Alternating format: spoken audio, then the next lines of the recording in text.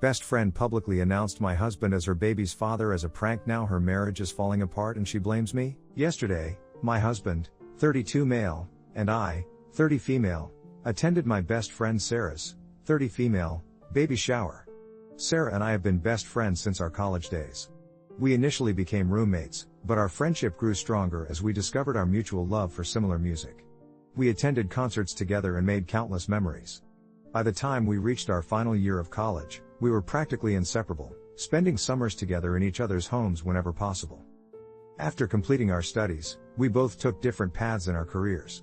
While I secured a highly sought-after position at a prominent law firm, which had always been my dream, Sarah wasn't sure if she wanted a traditional 9-to-5 job, so she decided to explore social media as a form of revenue. Regardless of our vastly different schedules, we made it a priority to set aside our weekends for each other, whether it was going on a hike, trying out a new restaurant, going out for drinks, or just staying in to watch a movie. It was during one of our girls' nights out that I met Michael. He was attending his friend's bachelor party, and from the moment I set eyes on him, I knew he was the one for me. Although we often playfully argue over who fell in love first, the truth is that we both fell deeply in love that very night. Fortunately, we've been happily married for 5 years now, and our marriage has been nothing short of perfect. I often tell Sarah how grateful I am that she had invited me to the pub that night, otherwise, I would have never met my wonderful husband. While Sarah remained single for a few years after my marriage, she eventually met her current husband, Mark, and the two of them celebrated their second anniversary this year. 3 months ago, Sarah shared with me the exciting news that she was pregnant, and I was beyond ecstatic. I couldn't wait to see my best friend start this new chapter in her life and hold her little one soon. I was honored when Sarah put me in charge of organizing her baby shower because I was going to be the baby's godmother. After considering several themes, we finally decided on yellow, which was Sarah's favorite color. Throughout the planning process, I kept in close contact with the caterer to ensure that everything was in order and that the cake was delivered on time. As luck would have it, I had worked with the caterer before, at my brother's wedding, so it was a breeze working with her again. On the day of the shower, we arrived a bit early to make sure that everything was perfect. Mark met us at the door and let us know that Sarah was still getting ready. While setting up, I noticed that the cake wasn't centered on the table just like Sarah wanted, so I took care of it. Soon after, the guests started arriving, and I was thrilled to see some of our old college friends. We hadn't seen each other in years, so we took this opportunity to catch up and share important life updates. At this point, Sarah walked in, looking absolutely stunning in a vibrant yellow dress that matched her baby shower's theme. She had a radiant smile as everyone around us congratulated her. As the event progressed, everyone sat down to enjoy a delicious lunch. Everything seemed to be going perfectly until Sarah called for everyone's attention. She stood up and thanked us for coming to her baby shower. Then she took a deep breath before announcing, "I'm thrilled to tell you that my husband, Mark, and I are expecting our first child. And I have someone very special to thank for that." I noticed Mark looking at Sarah with a puzzled expression, trying to understand what was happening. Then, pointing directly at my husband, Michael, she loudly says, "Everyone, I'd like to introduce the father of our baby." I almost choked on my food. The room was filled with an eerie silence, and I could sense that everyone was taken aback and unsure of how to react. My mind raced to try and make sense of what was happening. My husband, who is not one for attention and prefers to keep to himself, grasped my hand tightly under the table. I turned to look at him, and he looked puzzled as me. All eyes were fixed on us in an uncomfortable and awkward silence. I turned to Sarah, looking for an explanation. Just to give some background, my husband and I have been trying for years to conceive for a while, but we've had no luck. Despite undergoing multiple tests due to some personal medical issues, we haven't been able to get pregnant. I've shared this issue with only a few selected family members and close friends, including Sarah. Eventually, my husband and I came to accept the fact that getting pregnant might not be in the cards for us, so rather than focusing on that, we learned to be content with our life together as a couple rather than focusing on getting pregnant. Sarah publicly referring to my husband as the father of her baby was a complete lie, but I couldn't help but feel hurt by her words. My eyes welled up with tears, but I tried my best not to break down in front of others. All of a sudden, Sarah burst out laughing and playfully nudged her husband, Mark, exclaiming, "I was just kidding, guys. This is all just a prank for my Instagram. I have put up cameras everywhere to capture all of your reactions." As everyone looked around perplexed, I couldn't help but feel irritated with Sarah for taking us on such an emotional roller coaster. I couldn't believe that my best friend thought pointing out my husband as the father of her baby in front of everyone was funny, knowing full well that we were struggling to conceive. I turned to look at my husband and saw that he was red in the face, still holding onto my hands. I could tell how embarrassed he was at that moment. Although a few guests let out a nervous laugh or two, there was a general sense of discomfort in the room. I noticed that Mark, Sarah's husband, didn't join in the laughter. He looked more irritated than amused and looked at my husband apologetically. Over the years, Mark and my husband had become good friends, and I think he felt bad for us at that moment. I didn't want to confront Sarah then and ruin her baby shower. As she continued with the baby shower festivities, I tried hard but couldn't shake the unease that had settled in. After lunch, we played a few games and then finally opened all the gifts. Throughout all this, Sarah was the only one who seemed to be enjoying chatting with other guests and clicking pictures for her social media. My husband had already expressed to me privately that he wanted to leave after the disastrous lunch, but I begged him to stay. I didn't want the guests to notice us walking out suddenly, and I assured him that I would be talking to Sarah regarding this. I guess Mark, too, was uncomfortable to go through with the party any longer because he suddenly stood up with a stern face. He asked Sarah if they could step outside for a moment, and I knew that something was about to happen. We could all see and hear them clearly as they talked, and it was clear that the mood around the room had turned uncomfortable after Sarah's prank. I watched as their conversation grew more heated, with Mark's gestures becoming more animated by the minute. Suddenly, Mark's voice rose, and his words carried across the room. "I can't believe you would do something like this. They are our closest friends and it's not just a harmless prank. You also made a mockery of our baby shower and humiliated me in front of everyone." Sarah kept repeating how she thought it was just a harmless joke, but Mark wasn't having any of it. Mark reiterated telling Sarah to grow up and not make insensitive jokes, especially when they were celebrating the arrival of their child. The room had grown uncomfortably silent now, and all of us could hear their words clearly. My husband couldn't take it any longer, so he got up and left, telling me he would be waiting for me in the car.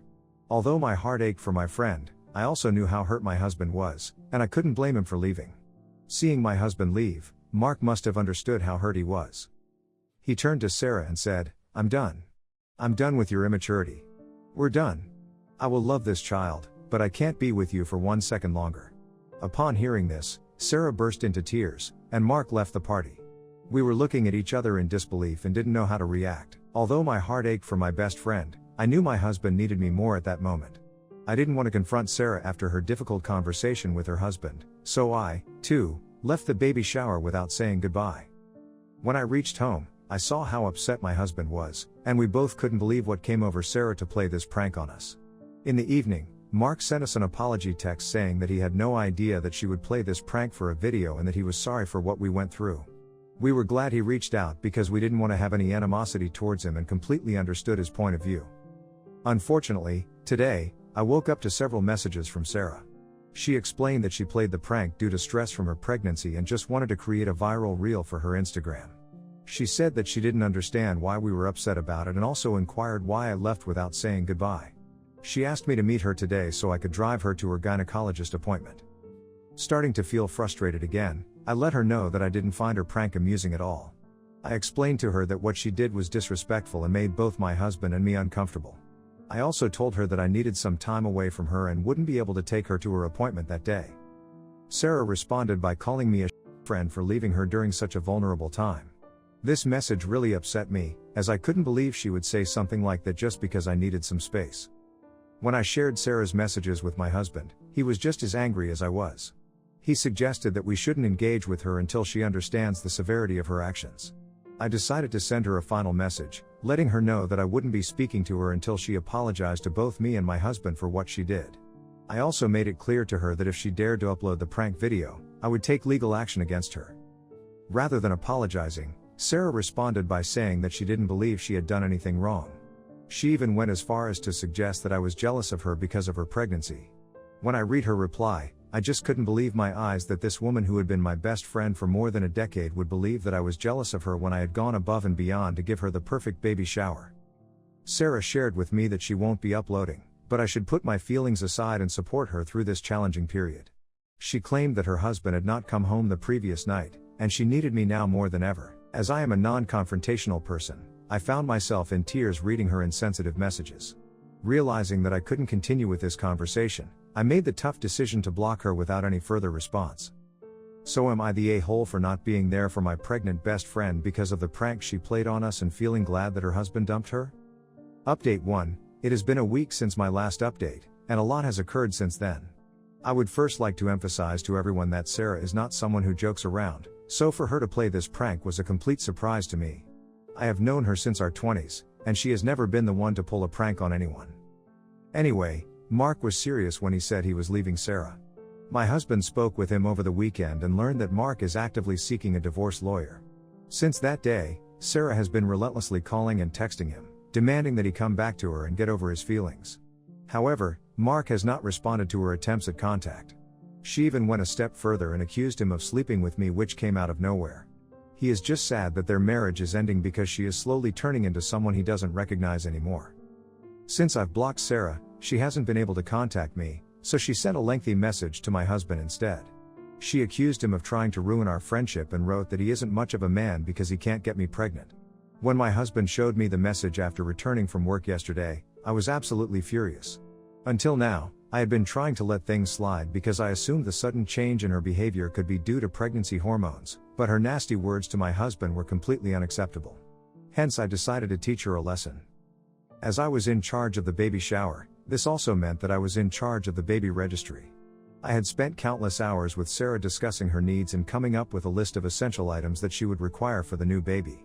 However, Sarah demanded that we include outrageously expensive items on the list, which not all the guests could afford. During the baby shower, I noticed that while some people stuck to the list, others gifted her with items that were not included but would be useful for a new mother. Sarah seemed unhappy, and I had planned to gift her a few of those expensive items from her list. However, once she crossed a line by targeting my husband, I canceled the order immediately and deleted the baby registry to ensure she would not have access to it. If she wanted one now, she would have to create one from scratch. Additionally, I received a message from the caterer a few days ago regarding the baby shower, but I was too preoccupied with dealing with the situation with Sarah and was unable to respond. The thing is, as a surprise gift to Sarah, I had already paid for half of the booking fees for the catering service and had planned to pay the final amount after the baby shower. However, these recent events had caused me to become distracted, and I had forgotten about it. I called the caterer and explained the situation with Sarah. I let her know that I wouldn't be paying the rest of the amount after what had happened at the baby shower. The caterer was more than understanding and informed me that since Sarah had booked the catering service under her name and they had been in contact leading up to the baby shower, she would be sending the final bill to Sarah instead of me.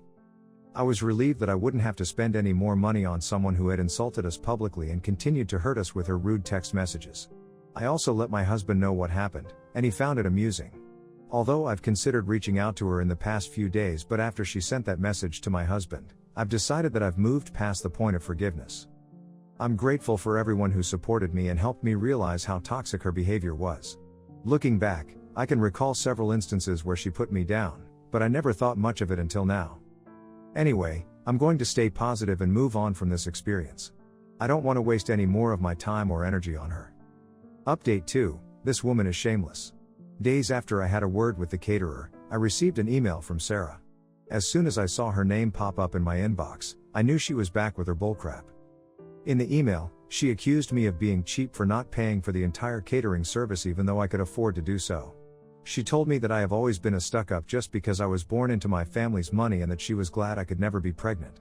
She continued to tell me how, all these years, she had just used me to make her life easier. She then proceeded to call me ugly several times and insinuated that I was undeserving of my husband. She said that my husband had married me for my money because I was too ugly to be married to him. She called me a bitch for driving a wedge between her and her husband. Throughout the email, she used explosive profanities and basically just called me every bad word under the sun. I showed the mail to my husband, who immediately lost it. Over the years, we both have gone above and beyond to help this woman on several occasions. We have been there for her when she was single and crying over her multiple breakups. We have taken her on vacations with us wherever we went and even paid for her flight and room on several occasions. My husband had helped out Sarah's parents in repairing their house and had lent them some money a while ago. We had always treated her like our family. My husband immediately reached out to Mark and invited him for dinner so we could discuss this situation. When Mark arrived, we showed him the email, and the look on his face was beyond disgust. He also showed us text messages he had received from her where she had sent him similar profanities and went on to accuse him of cheating on her. We were greatly disturbed by the seriousness of the allegation, considering that it was not something to be casually thrown around or expressed in anger towards one's spouse. It was hard to believe that my former best friend, whom I had only recently broken ties with, had changed so much. Mark informed us that he was in contact with a reputed divorce lawyer. According to the advice of his lawyer, he never replied to her texts, no matter how deranged or vile they were, and just kept screenshots of everything she was sending him. He also took a photo of the email she had sent me so he could show it to his divorce lawyer. Now, since I posted the initial story, I have received a few DMs from people saying that they are worried for Sarah and are assuming that she might have some neurological issues because of the sudden changes in her behavior. I would just like to tell these people that she has always had a temper issue, even when we were in college. Although I have never been on the receiving end of her anger, I have seen her lose her temper quickly and use profanities on other people, even in public spaces. Although I highly doubt it's a medical issue, my husband and I will still try to reach out to her parents regarding this. We plan on telling them everything as well as showing them all the messages and emails she has sent us. If they feel that there is something wrong with her after that, then it's completely up to them to take her for a test. Despite everything, I have no intention of unblocking her or responding to her email. I have gone above and beyond for this woman, and for her to persist in mistreating me, demeaning me, and showing me disrespect is beyond disheartening. I plan on putting this whole incident behind me and enjoying my life with my husband and our dogs. Update 3. The past few months have been a whirlwind of emotions, to say the least. I trust that everyone is enjoying a wonderful start to the new year, just as my husband and I are. We are currently in the Maldives, taking a much-needed break from our demanding careers. Given the year we've had, we decided to disconnect from work and indulge in some relaxation time. So far, we've spent our days lounging on beaches and savoring refreshing cocktails at the resort. Coming on to the much-needed update that several of you have asked for, as expected, Mark and Sarah have officially divorced. The court case was contentious, with Mark's lawyer presenting evidence and their previously agreed prenuptial agreement. Despite Sarah's efforts with her lawyer, they were unable to win the case. However, both parties have been ordered to create plans to co-parent together in the best interest of the child's well-being. After we reached out to her parents about her erratic behavior, we have since learned that Sarah had to move back to her parents' house. Apparently, due to her pregnancy and lack of proper work experience, she was unable to support herself for long just through social media. As a result, she had to move back in with her parents. I also learned from our mutual friends that after the disastrous baby shower, everyone quickly dropped her from their circle as they didn't want to be involved in her drama. Since filing for divorce, Mark held off visiting her until she was taken to the delivery room, where he remained throughout the night to witness the arrival of their daughter. He has been content caring for the baby, spending time with her whenever possible, and paying for the child's support according to their agreement. He still gets together with my husband every weekend, either to play golf or enjoy drinks in the evening. Regarding the baby shower caterer, Sarah had no other option but to compensate the bill after the caterer threatened legal action. I have received a few subsequent emails from Sarah, where she still holds me responsible for the way her life has turned out. Despite her parents taking her for numerous medical tests, she is perfectly healthy, and therefore, her immature actions have no excuses. Hopefully, for the sake of her daughter, she will try to change herself and become a better person in the future. As for me and my husband, we didn't let this incident affect our happy and healthy marriage. We moved past it after a month and focused on our personal and professional lives. We still make sure to go out on our Sunday dates, just like we did when we first started dating. Whenever I look at my husband, I still feel the same excitement and appreciation that I did when we first got together. I am grateful to be spending my life with him. I want to extend my empathy to all the couples who have expressed their difficulties in bearing children. I want you to know that it's perfectly fine. Life has its own ways, and we have to trust the journey. If you truly love your partner, there are other options available to become parents. However, my husband and I feel fulfilled with each other's company, and we have decided to focus on spending the rest of our lives in happiness together.